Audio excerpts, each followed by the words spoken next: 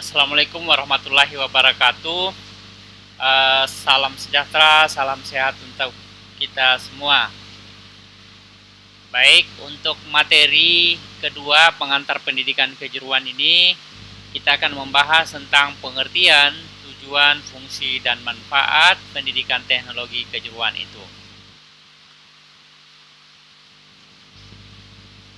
Di sini dijelaskan diuraikan beberapa pengertian pendidikan kejuruan. Pada intinya, sebenarnya pendidikan kejuruan itu adalah pendidikan menengah yang mempersiapkan peserta didik untuk bekerja dalam bidang tertentu. Apa yang perlu dipersiapkan? Tentunya keterampilan, kemampuan, pemahaman, sikap, kebiasaan-kebiasaan bekerja, itu semua yang perlu dipersiapkan untuk memasuki dunia kerja. Selain itu juga sebenarnya pengertian pendidikan kejuruan itu memang selain untuk bekerja juga dipersiapkan untuk bagaimana nanti melanjutkan pendidikan yang lebih tinggi. Nah, memang kalau dalam pengertian dari Undang-Undang Sisdiknas tahun 2003 pasal 15 itu jelas di situ bahwa pendidikan kejuruan itu memang berada pada pendidikan menengah yang mempersiapkan peserta didik untuk bekerja pada bidang tertentu. Jadi kalau pendidikan kejuruan kita itu di Indonesia dia dilaksanakan pada jenjang SMK, sementara untuk pendidikan vokasinya itu dilaksanakan pada D3 atau D4 gitu. Baik, untuk konsep dasar pendidikan teknologi dan kejuruan, di sini ada dua konsep. Yang pertama dari sisi pendidikan teknologinya, karena dipisahkan kata dan yang kedua pendidikan kejuruannya. Pendidikan teknologi adalah pendidikan yang mengajarkan penggunaan teknologi untuk memecahkan masalah dalam memenuhi berbagai kebutuhan. Sementara pendidikan kejuruan itu diarahkan untuk sebagai pendidikan yang berkaitan dengan skill menggunakan alat dan mesinnya. Kalau pendidikan teknologinya lebih kepada pemecahan masalahnya dari penggunaan dari alat-alat dan mesin dari sisi pendidikan kejuruan itu. Nah, dalam bukunya Pavlova, Sanders and Stephenson membagi antara pendidikan teknologi dan pendidikan kejuruan itu. Kalau kita lihat di sini ada 6 ya. Pengetahuan umum. Kalau pendidikan teknologi mengajarkan pengetahuan-pengetahuan yang sifatnya umum, teoritis dan konseptual.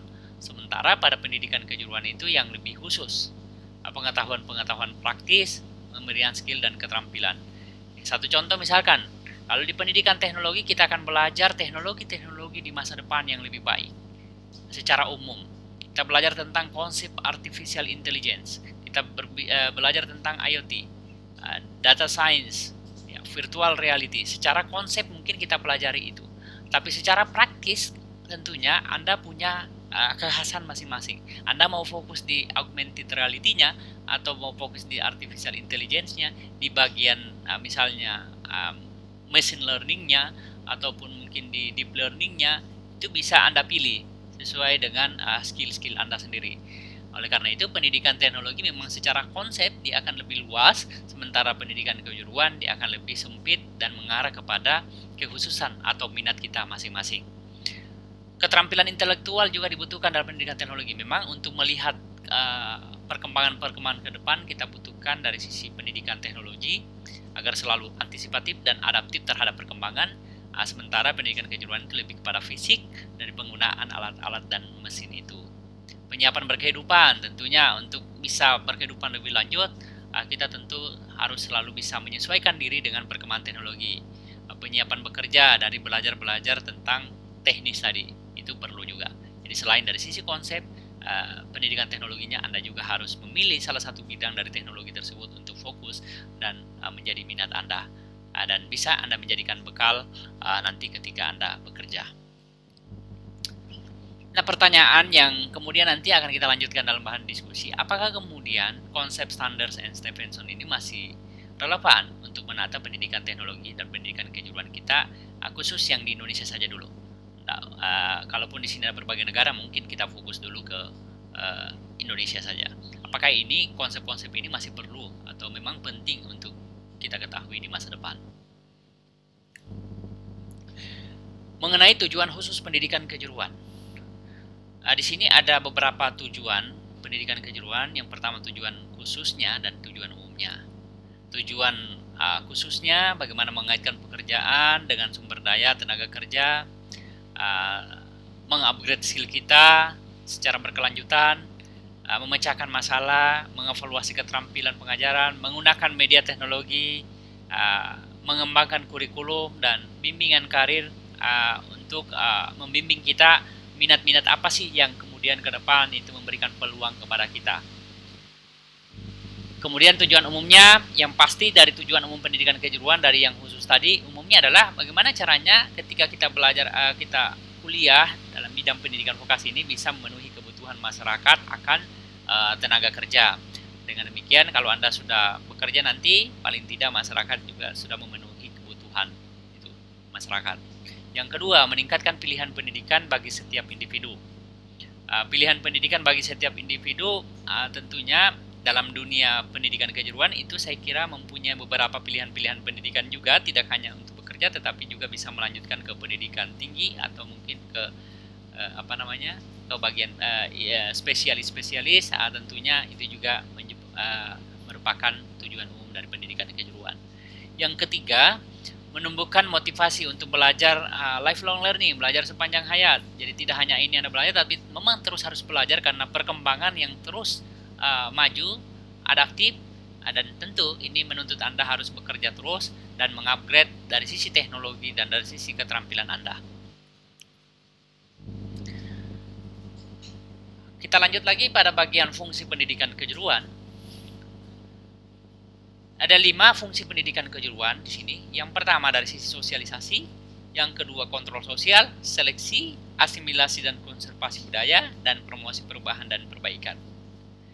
Dari sisi sosialisasi, bagaimana kita transformasi nilai-nilai ekonomi, solidaritas, religi, seni, jasa, dan sebagainya.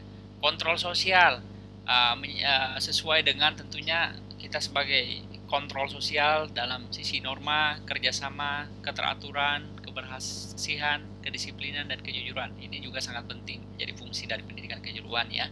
Seleksi dan alokasi, menyiapkan, memilih, dan menempatkan lulusan sesuai pasar kerja. Salah satu fungsi pendidikan kejuruan itu bagaimana menyiapkan dan memilih dan menempatkan lulusan-lulusan kita sesuai dengan demand driven. Yang kedua, asimilasi dan yang keempat, asimilasi dan konservasi budaya. Menyiapkan, memilih, dan menempatkan lulusan berdasarkan demand driven sesuai dengan konteks budaya kerja di mana lokasinya nantinya. Karena biasanya tempat kerja itu kan berbeda-beda. Kalau misalkan di daerah provinsi sana mungkin kebutuhannya nikel, ada banyak perusahaan-perusahaan tambang, maka orang-orang pertambangan, orang yang berkaitan dengan itu bidang-bidang teknologi seharusnya. Kalau di sini mungkin Anda perikanan, maka orang-orang yang menguasai bidang-bidang itu dari sisi teknologi dan sisi praktis, nantinya itu bisa diarahkan ke situ sesuai dengan budayanya masing-masing, di mana lokasi yang dituju itu akan kita tempati. Promosi perubahan dan perbaikan, bukan sekadar mengajarkan apa yang ada, tapi berfungsi sebagai pendorong perubahan. Intinya, fungsi dari pendidikan kejuruan itu adalah sebagai akulturasi penyesuaian diri dan inkulturasi pembawa perubahan. Anda terus tentu dipaksa untuk selalu adaptif dan antisipatif sesuai dengan perkembangan zaman, bagaimana bisa menyesuaikan diri dengan lingkungannya, dan bagaimana Anda bisa memunculkan ide-ide baru sebagai pembawa perubahan, memunculkan kreativitas, memunculkan hasil-hasil inovatif, karya-karya yang baik tentunya dengan pengalaman-pengalaman dan penyiapan-penyiapan yang Anda telah miliki dalam jenjang pendidikan. Manfaat pendidikan kejuruan dari sisi individu, masyarakat, industri. Dari individu, kita sendiri ya akan dengan belajar pendidikan kejuruan kita akan memperoleh manfaat nantinya. Peningkatan kualitas diri tentunya, kalau kita udah bekerja mendapat penghasilan, peningkatan kualitas diri, peningkatan penghasilan, penyiapan bekal lebih lanjut. Jadi belajar pendidikan kejuruan bukan hanya untuk hasil saja, peningkatan penghasilan, tapi juga bekal-bekal yang lanjut tentunya dengan persiapan-persiapan yang matang. Itulah tadi yang saya katakan bahwa perlu penyiapan kompetensi-kompetensi yang di masa depan itu akan bisa digunakan dengan baik atau bisa bermanfaat atau membuka lapangan kerja yang membuka lapangan kerja yang baru. Berguna bagi masyarakat, tentu kalau Anda dengan penghasilan yang baik, Anda sudah bisa berkontribusi dari sisi tenaga, karya, tentunya juga akan berguna bagi masyarakat yang banyak. Penyesuaian terhadap lingkungan, ini juga penting.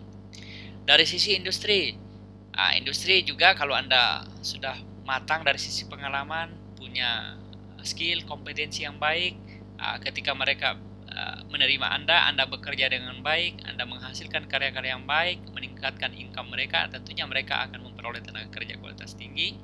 Dan yang paling penting adalah meringankan biaya usaha mereka ketika mereka nanti Anda masuk ke dalam, membantu membentuk, memajukan dan mengembangkan usaha mereka.